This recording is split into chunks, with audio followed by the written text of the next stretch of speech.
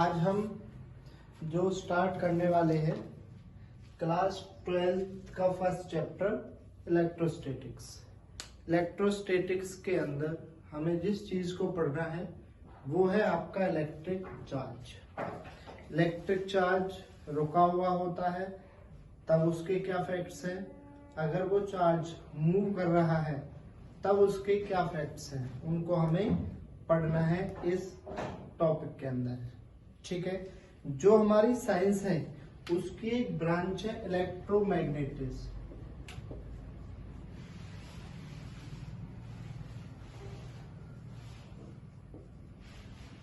Electromagnetism इसको दो parts में डिवाइड किया हुआ है। पहला पार्ट है इलेक्ट्रोस्टैटिक्स, दूसरा है इलेक्ट्रोडायनामिक।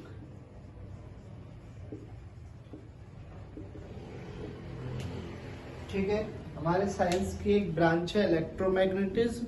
इस इलेक्ट्रोमैग्नेटिज्म को दो पार्ट्स में बांटा हुआ है, एक है आपका इलेक्ट्रोस्टैटिक्स और दूसरा इलेक्ट्रोडायनामिक्स। इलेक्ट्रोस्टैटिक्स के अंदर हमें पढ़ना है जो चार्ज होता है एट रेस्ट या फिर हम बोले स्टेशनरी। जो आपका चार्ज है वो रेस्ट में है या फिर स्टेशनरी है। जो इलेक्ट्रोडायनामिक है इसके अंदर हमें पढ़ना है जो हमारा चार्ज है वो क्या है, मूव कर रहा है। चार्ज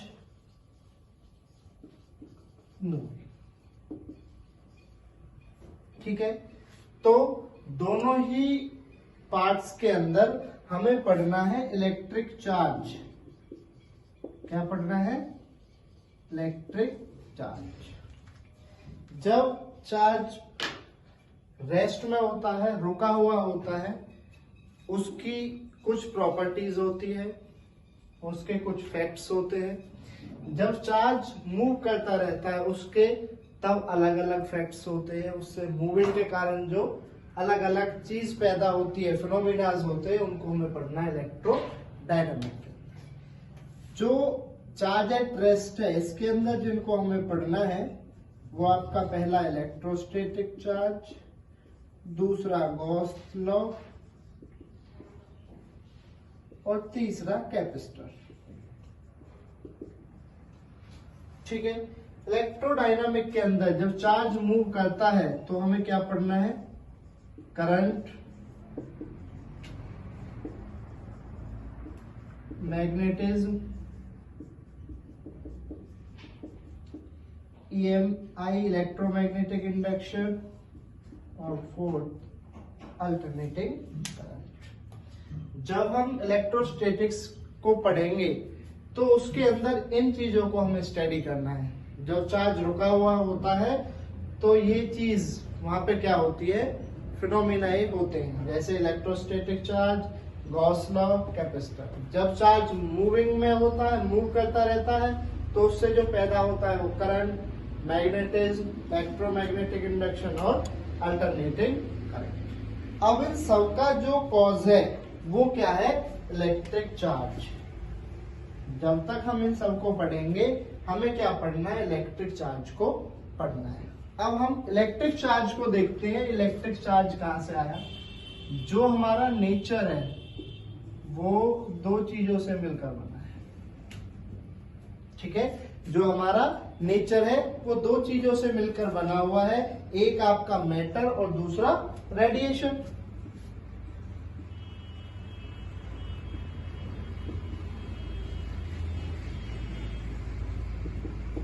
जो मैटर होता है, मैटर के अंदर क्या चीज होती है? उसकी शेप होती है, उसके पास मास होता है, उसका वॉल्यूम होता है। ठीक है, उसका मास, वॉल्यूम, उसका मोमेंटम होता है।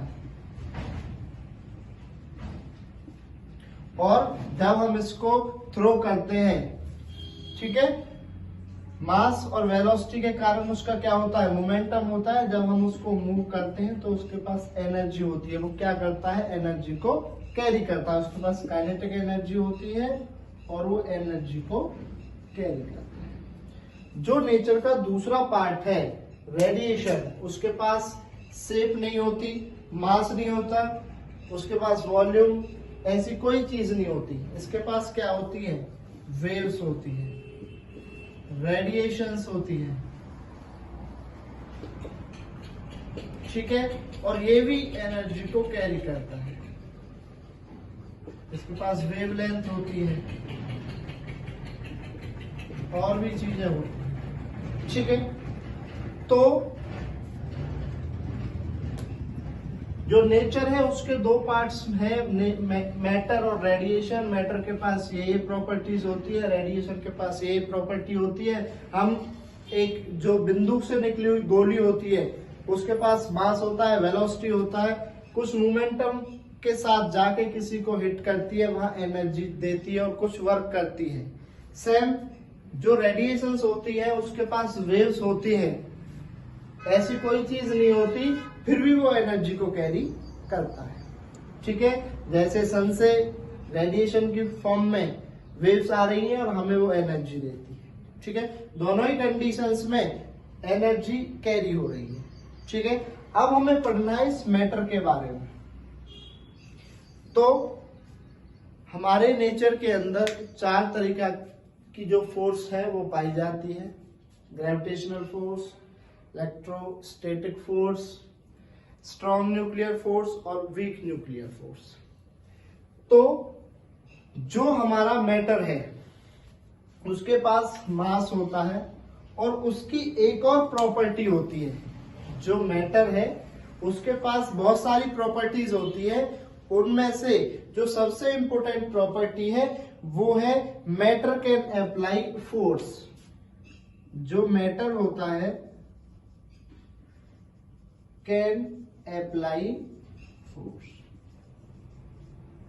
जो मैटर होता है वो किसी दूसरे ऑब्जेक्ट पर फोर्स लगाता है, ठीक है, ड्यू टू इट्स कैरेक्टरिस्टिक्स। उसके पास कुछ ऐसी चीजें होती है जिसकी वजह से वो क्या लगाता है? फोर्स लगाता है। जैसे हमारे पास एक मार्कर है, हम इसको छोड़ते हैं तो वो अर्थ की तरफ अट्रैक्ट होता है। इसका मास है और इसे अर्थ अपनी तरफ खींच रही है, दोनों के बीच में क्या लग रहा है? फोर्स लग रहा है। इस फोर्स का नाम हमने दिया ग्रेविटेशनल फोर्स। क्या नाम दिया? Gravitational force. अब इस पर ग्रेविटेशनल फोर्स लग रही है तो इसका कोई ना कोई कॉज होगा जिसकी वजह से ग्रेविटेशनल फोर्स लगती है, तो उसका कॉज है मास। जिस किसी भी ऑब्जेक्ट के पास मास होगा उसके पास फोर्स लगेगी, और फोर्स कौन सी लगेगी? ग्रेविटेशनल फोर्स लगेगी। इसके बाद कुछ ऐसे फिनोमिना देखे हमने, जैसे एक बोल्ट होता है, उसको मैंने किस दिया, ठीक है, उसका मास m है, और अगर उसके पास ग्रेविटेशनल फोर्स लग रहा है तो वो अपने आप खुल के नीचे की तरफ आ जाना चाहिए। एक पेपर को मैंने गोंद से चिपकाया और चिपकाने के बाद नीचे वाले पेज को छोड़ दिया, उसका मास है कुछ समथिंग, तो उसे अर्थ अपनी तरफ खींचनी चाहिए, बट ऐसा नहीं होता, ठीक है। तो हमने ये माना कि अगर इन चीजों पर ग्रेविटेशनल फोर्स नहीं लग रही है तो इन पर कोई दूसरी फोर्स लग रही है, और वो फोर्स ग्रेविटेशनल फोर्स से ज्यादा है, इसलिए ग्रेविटेशनल फोर्स को अपनी तरफ, ग्रेविटेशनल फोर्स इस ऑब्जेक्ट को अपनी तरफ खींच नहीं पा रहा है। उस फोर्स का हमने नाम दिया इलेक्ट्रोस्टैटिक फोर्स। Electrostatic force. अब जैसे ग्रेविटेशनल फोर्स का कोई ना कोई कॉज होता है, क्या था? मास। ऐसे ही इलेक्ट्रोस्टैटिक फोर्स का भी कोई ना कोई रीजन होगा, उसको हमने नाम दिया चार्ज। उसको हमने क्या नाम दिया? चार्ज, ठीक है। जो मास है वो ग्रेविटेशनल फोर्स लगाता है, जो आपका चार्ज है वो कौन सा फोर्स लगाता है? इलेक्ट्रोस्टैटिक फोर्स लगाता है, ठीक है। अब इस चार्ज के बारे में पढ़ते हैं। ये तो समझ में आया है चार्ज कहां से आ गया। अब इसको आगे देखते हैं। जो इलेक्ट्रिक चार्ज है, ये इलेक्ट्रिक चार्ज कब लग रहा है, ठीक है, फॉर इलेक्ट्रोस्टैटिक फोर्स। किसकी वजह से लग रहा है, फॉर इलेक्ट्रोस्टैटिक फोर्स। तो इसकी हम जो डेफिनेशन लिखेंगे, electric charge properties carried by matter. ये चार्ज किसकी प्रॉपर्टी थी, मैटर की। तो हम लिखेंगे electric charge is a property carried by matter. Matter के द्वारा ये एक प्रॉपर्टी है, ठीक है, due to which it can apply force, due to which it can apply force, जिसकी वजह से ये क्या करता है, फोर्स अप्लाई करता है, ठीक है, किस पर, ऑन अदर पार्टिकल, किसी दूसरे पार्टिकल, अदर पार्टिकल। इस चार्ज को डिनोट किया जाता है कैपिटल क्यू स्मॉल क्यू, ठीक है। जो चार्ज है उसको डिनोट किया जाता है कैपिटल क्यू और स्मॉल क्यू से। अब एक एग्जांपल मैं आपको देता हूं। जो कॉम्ब होता है आपके घरों में, आप उसको रब करते हो, रब करके किसी पेपर के पीस को उससे उठाते हो, तो वो क्या करता है, उस पर फोर्स लगाता है, ठीक है। वो फोर्स कौन सा है, इलेक्ट्रिक। वो फोर्स जिसकी वजह से लग रहा है, उस फोर्स, उस कॉज को हम बोलते हैं इलेक्ट्रिक चार्ज। वो कॉम्ब क्या हो गया, रबिंग मेथड से एक दूसरे को रब करने के बाद क्या हो गया, चार्ज हो गया। और चार्ज होने के बाद वो किसी ऑब्जेक्ट को पिकअप कर लेता है, उठा लेता है, फोर्स लगा लेता है, ठीक है। तो जो चार्ज है वो दो स्टेट्स में पाया जाता है, या तो वो चार्ज होगा और दूसरा वो अनचार्ज। अगर वो ऑब्जेक्ट को पुल कर सकता है तो हम उसको क्या बोलेंगे कि वो बॉडी, वो ऑब्जेक्ट, वो क्या है, चार्ज है। अगर वो किसी भी ऑब्जेक्ट को पुल नहीं कर रहा है तो उसको हम बोलेंगे अनचार्ज। आगे समझ में, जैसे आपने एक ऑब्जेक्ट लिया, उसको पीस ऑफ पेपर उठाया, ठीक है, कॉम्ब से बिना रब किए, तो वो उस पीस ऑफ पेपर को नहीं उठा सकता, ठीक है, वो उसको अपनी तरफ पुल नहीं कर सकता। अगर हम उसको रब करते हैं, रब करने के बाद वो उस पीस ऑफ पेपर को अपनी तरफ अट्रैक्ट कर लेता है, पुल कर लेता है, तो हम कॉम्ब को बोलेंगे जब वो पुल करता है, अब उसके पास चार्ज है, और जब वो पुल नहीं कर सकता है, वो कैसा है, अनचार्ज है। तो चार्ज की दो स्टेट्स होती है, चार्ज और अनचार्ज। अब इसका नाम रखना था, न्यूटन अपना रख सकते थे, कोई और साइंटिस्ट अपना नाम रख सकता था। जैसे तुमने देखा है लॉज में, सबके अपने अपने नाम है, अपने नाम से उनको डिनोट किया हुआ है। जो चार्ज होता है उनके अलग नाम रखे गए, वो कैसे रखे गए उसको देखिए। एक प्लास्टिक को लिया, प्लास्टिक को रब किया, वो कैसी हो गई, चार्ज हो गई, ठीक है। दूसरी प्लास्टिक को रब किया, उसको रब करने के बाद वो क्या हो गई, चार्ज हो गई। तो एक वैज्ञानिक ने ये सोचा, चलो इनको ज्वाइन कर देते हैं, इनको जोड़ देते हैं। अगर हम इनको जोड़ते हैं तो इसका चार्ज कैसा हो जाएगा, डबल हो जाएगा, ठीक है। बट जब इनको जोड़ा गया तो क्या देखा गया, उनके ऊपर कोई चार्ज नहीं था, ठीक है। प्लास्टिक को रब किया, चार्ज हो गया, उठा के देखा, पीस ऑफ पेपर उठाता है। दूसरी प्लास्टिक को रब किया, पीस ऑफ पेपर उठा के देखा, उठाता है। दोनों को ज्वाइन किया, इनकी ताकत डबल होनी चाहिए। अब हम देखते हैं कि वो पीस ऑफ पेपर को नहीं उठाता, अलग अलग करके देखते हैं, अब भी नहीं उठाता, ठीक है। तो ऐसा कहाँ होता है, तो एक हमारी ब्रांच है केमिस्ट्री, जहां हम देखते हैं H2 है और O2 है, दोनों को हमने जोड़ा तो हमें थोड़ा सा पानी मिला, ठीक है। तो जब भी हम दो चीजों को जोड़ते हैं एक नई चीज मिलती है।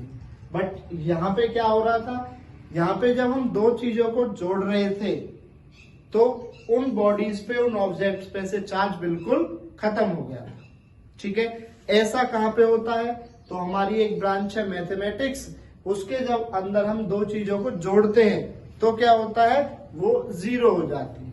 जैसे +3 कुछ होता है, -3 भी कुछ होता है, दोनों को ऐड किया वो क्या हो गए, जीरो हो गए। इसलिए इनके बड़े अजीब नाम रखे गए, पॉजिटिव चार्ज और नेगेटिव चार्ज। ठीक है, उन दोनों चार्ज को जिसने नाम रखे उसका नाम था बेंजामिन फ्रैंकलिन।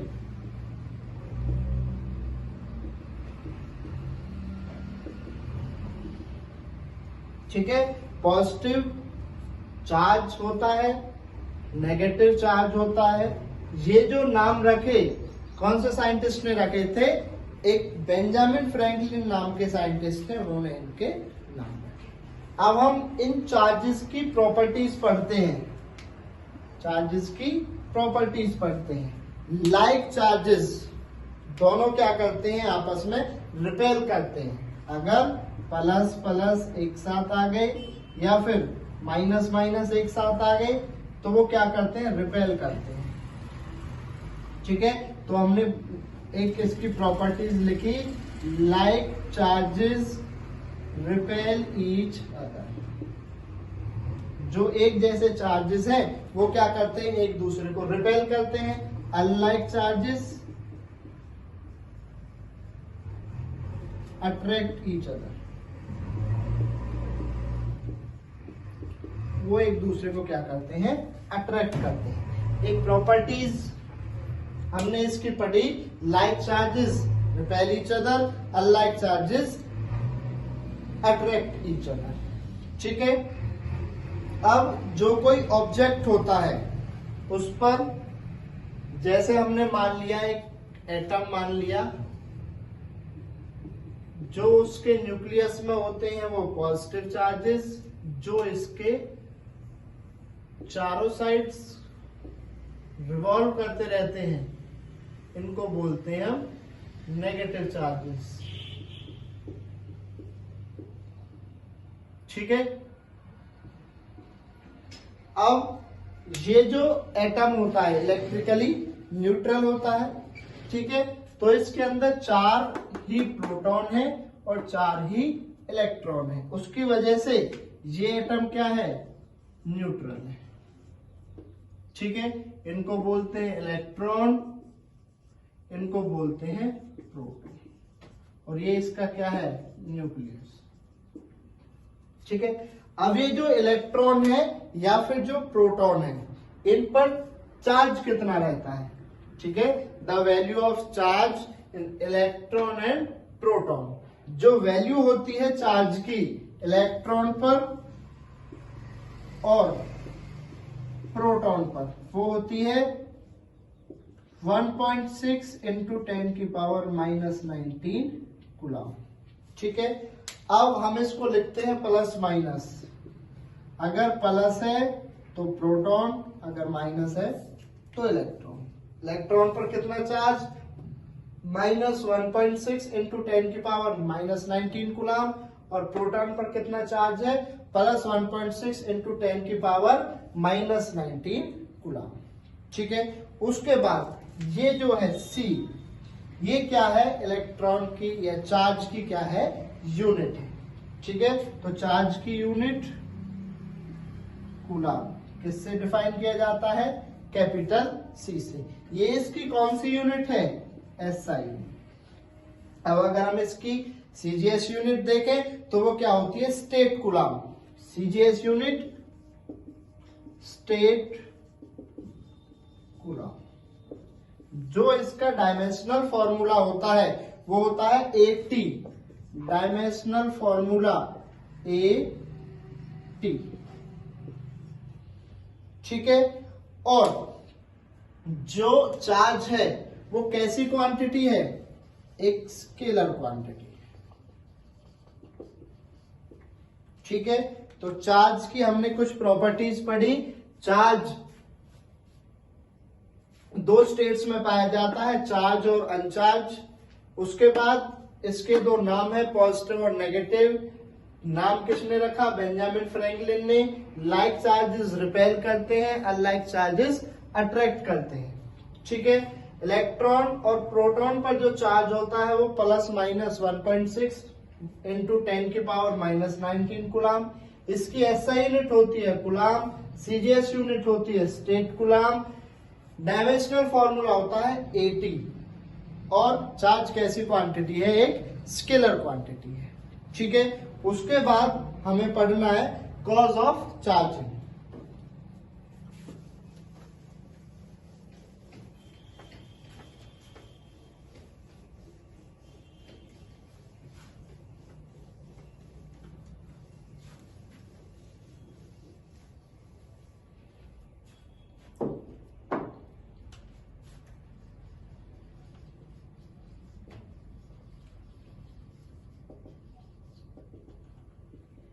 नेक्स्ट टॉपिक है आपका cause of charging.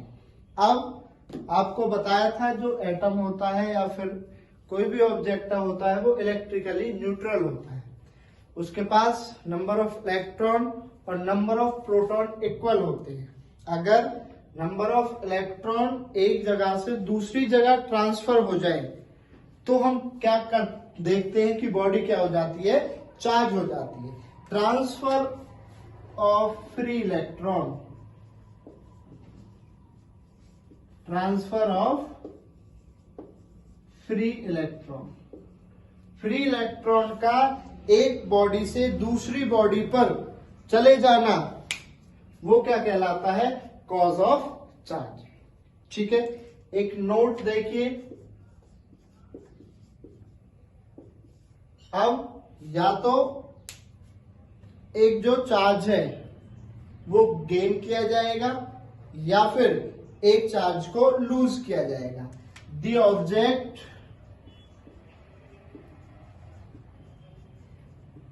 Which gain electron, और दूसरी condition the object which loose electron. अगर कोई ऑब्जेक्ट इलेक्ट्रॉन को गेन कर रहा है तो उस पर कौन सा चार्ज आएगा? Negatively charge. और अगर कोई ऑब्जेक्ट इलेक्ट्रॉन लूज कर रहा है, दे रहा है, तो उस पर कौन सा आएगा? Positively charge. ठीक है।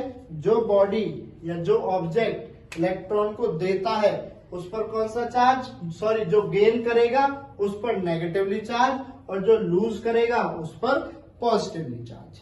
ठीक है। अब हमने कुछ पॉजिटिव और नेगेटिव ऐसी चीजें नोट की हैं जिनके पास पॉजिटिव चार्ज होता है और जिनके पास कुछ नेगेटिव चार्ज होता है। ठीक है। ग्लास,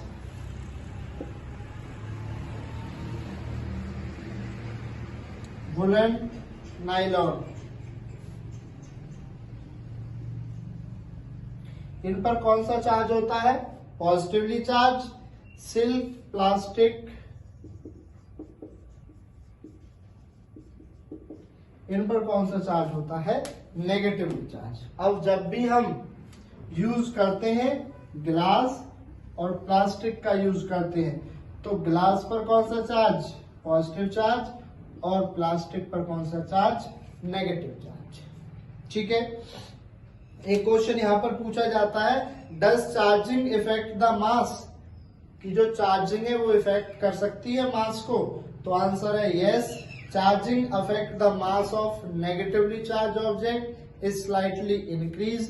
जो नेगेटिवली चार्ज ऑब्जेक्ट होता है उनका जो मास है वो क्या होता है? इंक्रीज हो जाता है, और mass of positively charge body is decrease. ठीक है। उसके बाद हम देखते हैं चार्जिंग ए बॉडी। हम किसी बॉडी को चार्ज कैसे कैसे कर सकते हैं, उसके मेथड हैं 3। वो मेथड देखिए, charging a body.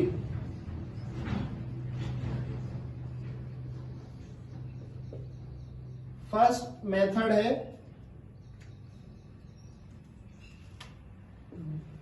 Bye rubbing, या फिर हम इसको बोलते हैं फ्रिक्शन। ठीक है, जब दो चीजों को रब किया जाता है तो हम क्या देखते हैं कि एक ऑब्जेक्ट से चार्ज दूसरे ऑब्जेक्ट पर चले जाते हैं, उसको हम क्या बोलते हैं, वो बॉडी क्या हो गई, चार्ज हो गई। कौन से मेथड से, रबिंग मेथड से। इसके अंदर क्या होते हैं, electron are transfer to other, electron are transfer to, जो इलेक्ट्रॉन है एक बॉडी से दूसरी बॉडी में क्या हो जाते हैं, ट्रांसफर हो जाते हैं। जो दूसरा मेथड है charging by conduction, charging by conduction. Conduction के अंदर हम दो बॉडीज को किस में लेके आते हैं, कांटेक्ट में लेके आते हैं। ठीक है, अब हमने क्या किया, एक बॉडी मानी ए और दूसरी बॉडी मानी बी।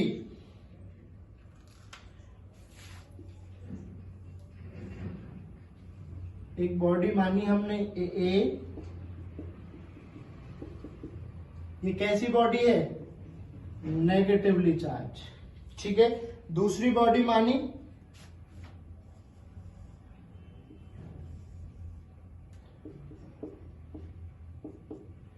इस पर कितना चार्ज है, तो आंसर है 0 चार्ज। इसका नेट चार्ज कितना है, 0।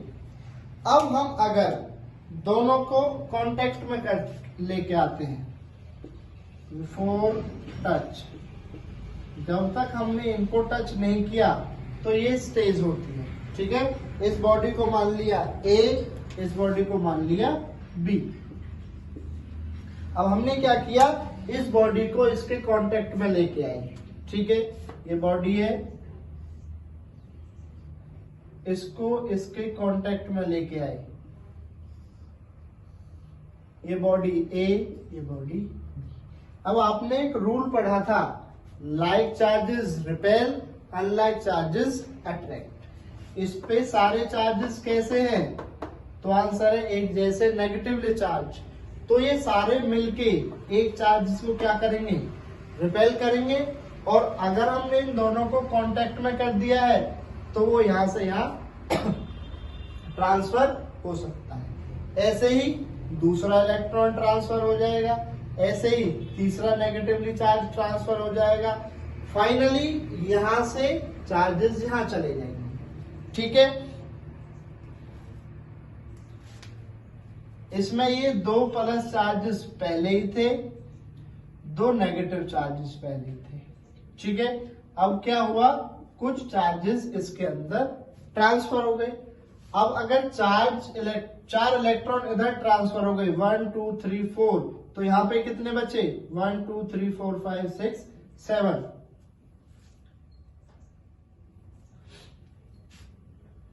इतना मान लो इनको। ठीक है, तो 2 नेगेटिव चार्ज पहले ही थे, 4 यहां से चले गए तो ऊपर वाले 4 चले गए, नीचे वाले कितने बचे, 6 चार्जेस। अब क्या होगा, जो ये 5 इलेक्ट्रॉन है, छठे इलेक्ट्रॉन को इधर धक्का लगाएंगे। ठीक है, बट वो छठा इलेक्ट्रॉन इधर से इधर नहीं जाएगा। क्यों नहीं जाएगा, अब इधर भी 5 इलेक्ट्रॉन छठे को क्या लगा रहे हैं, रिपेल कर रहे हैं, इधर से भी रिपेल कर रहे हैं। तो ना ये इलेक्ट्रॉन यहां से यहां जाएगा नेगेटिव चार्ज, और ना यहां से यहां जाएगा। हमने दोनों को हटा लिया और ये बॉडी कैसी हो गई, चार्ज हो गई। इस पर कौन सा चार्ज आ गया, नेगेटिव चार्ज। इस पर कौन सा चार्ज आ गया, नेगेटिव चार्ज। हम इसको क्या लिख सकते हैं, व्हेन ए चार्ज बॉडी, एक चार्ज बॉडी को हम कांटेक्ट में लेके आए, is in contact with uncharged body, when a charged body with in contact with uncharged body, उसको अनचार्ज बॉडी के कांटेक्ट में लेके आए तो क्या हुआ, जो हमारी अनचार्ज बॉडी थी वो क्या हो गई, चार्ज हो गई। हमारी अनचार्ज बॉडी क्या हो गई, चार्ज हो गई। उस पर कौन सा चार्ज आ गया, नेगेटिव चार्ज, जो किस पे था, पहली वाली बॉडी पर था। ठीक है, तो हम इसको लिख सकते हैं, when A charge body is in contact with uncharged body, the uncharged body acquired similar charge, जो हमारी अनचार्ज बॉडी है वो क्या कर लेगी, सिमिलर चार्ज एक्वायर कर लेगी। ठीक है, जो नेक्स्ट हमारा मेथड है चार्जिंग बाय बॉडी, किसी बॉडी को चार्ज करने का, वो है charging by conduction, sorry induction, charging by induction.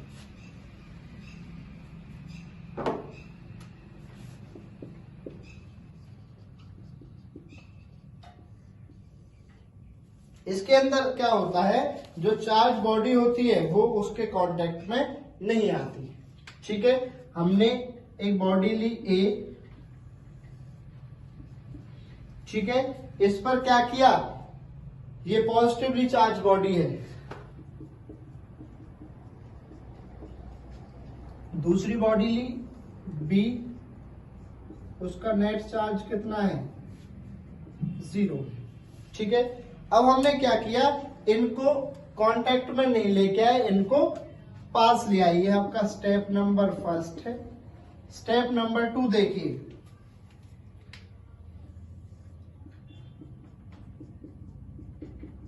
जब इस ए बॉडी को बी बॉडी के पास लेके आए, कांटेक्ट में नहीं किया, ये सारे कैसे चार्जेस हैं, पॉजिटिव चार्ज, ये इनके नेगेटिव चार्जेस को क्या करेगा, अट्रैक्ट करेगा। ये बॉडी ए और ये बॉडी बी, जो चार्जेस का एक साइड आ जाना है इसको हम बोलते हैं पोलराइज्ड हो जाना, चार्जेस का पोलराइज्ड हो जाना। ठीक है, अब ये चार्जेस कहां चले गए, कॉर्नर पे चले गए। इन चार्जेस को हम बोलते हैं फ्री चार्जेस। अगर हम इस बॉडी को क्या करते हैं,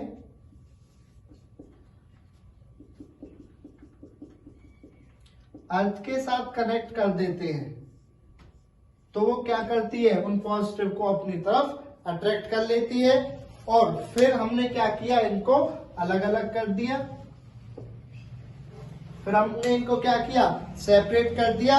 और हम देखते हैं ये आपका स्टेप 3, तो ए पॉजिटिव, बी नेगेटिव, ये आपका स्टेप नंबर 4। ठीक है, तो जो बॉडी बी है वो क्या हो गई, चार्ज हो गई। इस प्रोसेस को हम बोलते हैं चार्जिंग बाय इंडक्शन। इसकी डेफिनेशन पढ़िए, the phenomena of charging of a body without touching with charge body. जो फिनोमिना है चार्ज बॉडी का बिना दूसरी चार्ज बॉडी को कांटेक्ट में किए बिना, उस फिनोमिना को हम बोलते हैं चार्जिंग बाय इंडक्शन। ठीक है, तो बी बॉडी पर कैसा चार्ज आ गया, बी बिकम नेगेटिवली चार्ज। ठीक है, उसके बाद चार्ज की कुछ और प्रॉपर्टीज होती है, उनको स्टडी करते हैं।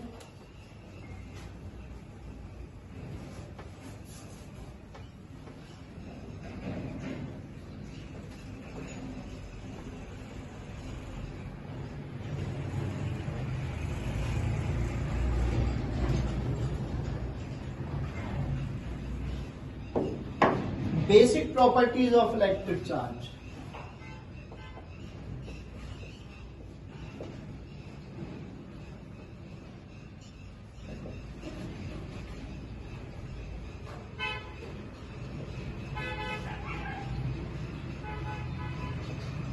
ठीक है, सबसे पहली प्रॉपर्टी है एडिटिविटी ऑफ चार्ज।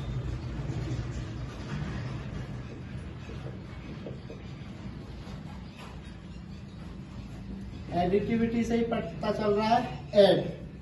तो according to this property charge can be added by simple rule of algebra. हम अलजेब्रा के सिंपल रूल से इनको क्या कर देते हैं, ऐड कर देते हैं। इस प्रॉपर्टी को बोलते हैं एडिटिविटी ऑफ चार्ज। दूसरी प्रॉपर्टी है quantization of charge.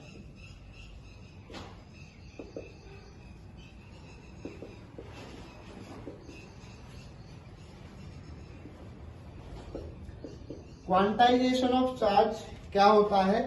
It states that the total charge on an object, किसी भी ऑब्जेक्ट पर जो टोटल चार्ज होगा वो हमेशा इंटीग्रल मल्टीपल होगा इलेक्ट्रॉनिक चार्ज। किसी पर सबसे जो स्मॉलेस्ट चार्ज है वो कितना होता है? E 1.6 इंटू 10 की पावर माइनस, जो स्मॉलेस्ट चार्ज होता है वो होता है 1.6 इंटू 10 की पावर माइनस 19 कूलम।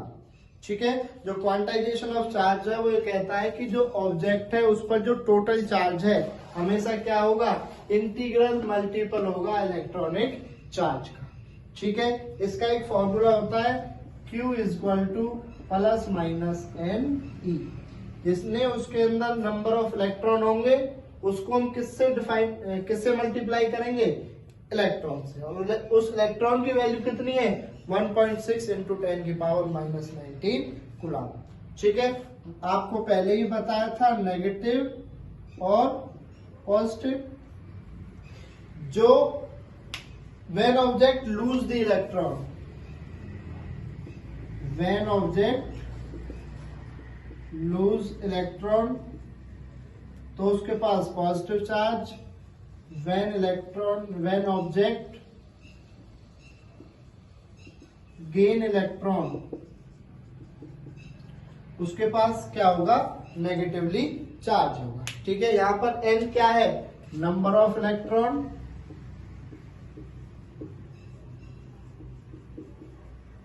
और E क्या है?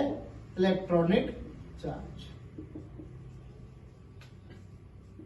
इससे के बाद जो अब न्यूमेरिकल्स हैं और जो नेक्स्ट टॉपिक्स हैं उसको हम आपके लिए नेक्स्ट वीडियो में लेके आएंगे। इस वीडियो के अंदर किसी को कोई क्वेश्चन डाउट है, क्वेश्चन है, वो हमें कमेंट बॉक्स में करके उनको बता सकता है। हमारी वीडियो को लाइक करिए, चैनल को सब्सक्राइब